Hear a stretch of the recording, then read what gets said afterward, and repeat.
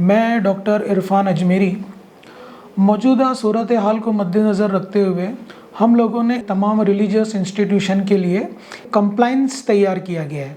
जिस तरह हमारे ज़ाती डॉक्यूमेंट्स होते हैं, आधार कार्ड, पैन कार्ड, उस तरह से रिलीजियस इंस्टीट्यूशन, दरगाह, कब्रस्तान, इमाम बाड़ा, ईदगाह, ये तमाम जितने भी रिलीजियस इंस्टीट्यूशन है, तो वहाँ पर किस तरह के डॉक्यूमेंट्स की रिक्वायरमेंट है गवर्नमेंट की तरफ से, और उसके 7 सेक्शंस हैं।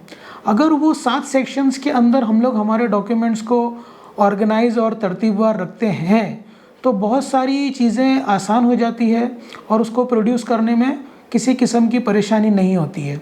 कि सबसे पहले है प्रॉपर्टी एंड ओनरशिप डॉक्यूमेंट्स, यानी कि जो प्रोमाइसेस है रिलीजियस इंस्टीट्यूशन का, उसका ख़रीदी खत, उसके डॉक्यूमेंट्स, अगर वो गिफ्ट की गई है तो, अगर ख़रीदी गई है तो, वो कौन सी जगह पर है, कलेक्टर के लैंड पर है, बीएमसी के लैंड पर है या प्राइवेट लैंड पर है, उसकी जो कमेटी है तो उसके बायलॉज, फिर उसकी चेंज रिपोर्ट, और जहाँ से वो इंस्टीट्यूशन की शुरुआत हुई है वहाँ से अब तक के तमाम कमेटियों की चेंज रिपोर्ट वो होना चाहिए।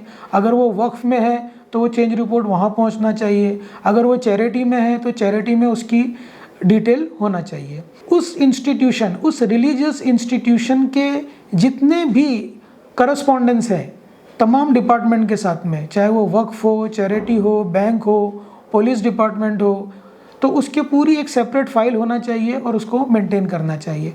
उसी तरह तमाम फाइनेंशियल रिकॉर्ड्स, यानी कि जो रिसिप्ट्स हैं, जो एक्सपेंसेस हैं, और जो उनको चंदा आते हैं या डोनेशन आते हैं या किसी भी किस्म के असेट्स आते हैं, तो उसकी पूरी फाइल मेंटेन होना चाहिए।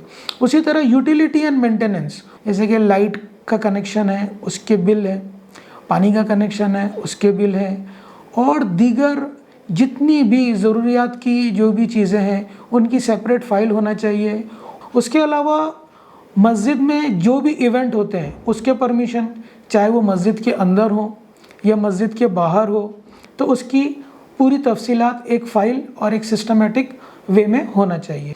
उसी तरह मस्जिद के और जो दीगर चीज़ें, यानी कि मस्जिद की कोई प्रॉपर्टी है, मस्जिद ने किसी को कोई चीज़ लीज पे दी गई है, या कोई ऐसा असेट्स जो मस्जिद के अंडर में हो, ये पूरा का पूरा कंप्लाइंस किया गया है, तैयार किया गया है। और इसके लिए बाकायदा बम्बई जामा मस्जिद ट्रस्ट की जानिब से एक हेल्प डेस्क का इंशाल्लाह प्रोग्राम है, जो 9 मई 2025 बाद नमाज जुमा तकरीबन 2:30 पर ये एक प्रोग्राम रखा जा रहा है। जहाँ तक के भी हमारे मसाजिद है, दरगाह है, ट्रस्ट है और दीगर रिलीजन इंस्टीट्यूशन है, वो इस प्रोग्राम में आएँ और इसके ताल्लुक़ से जो भी आपके डॉक्यूमेंट्स को अरेंज करना है, उसमें जो वेरिएंस है, उसमें जो लिमिटेशंस हैं, और उसके अंदर जो भी मज़ीद चीज़ों की ज़रूरत है उनकी तमाम रहनुमाई की जाएगी। इंशाल्लाह पूरी लीगल टीम है। चैरिटी में किस तरह से करस्पॉन्डेंस होना चाहिए, वक्फ में किस तरह से करस्पॉन्डेंस होना चाहिए, सीए को कौन सी चीज़ें देना चाहिए, सीए से जो ऑडिट रिपोर्ट आती है उसको वेरीफाई होना चाहिए, फिर वो ऑडिट रिपोर्ट चैरिटी और कमीशन में जाना चाहिए। तो उस तरह से तमाम तफसीलात इंशाल्लाह आपको बताई जाएगी, और ना सिर्फ बताई जाएगी, उसके अंदर आपकी हेल्प की जाएगी कि आप अपनी मस्जिद, जिस मस्जिद से भी आए हैं, आप रब्ता करें और अपने दस्तावेज़ बताएं, और इंशाल्लाह हमारी जो पूरी टीम है उसके अंदर क्या वेरिएंस है वो इंशाल्लाह आपको बताएगी।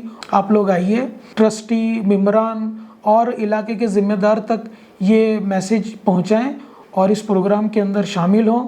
और ये जो हेल्प डेस्क है ये इंशाल्लाह 15 दिन तक के रहेगा और उसके बाद में एक सिलसिला ये कायम रहेगा। अस्सलामु अलैकुम व रहमतुल्लाहि व बरकातहू।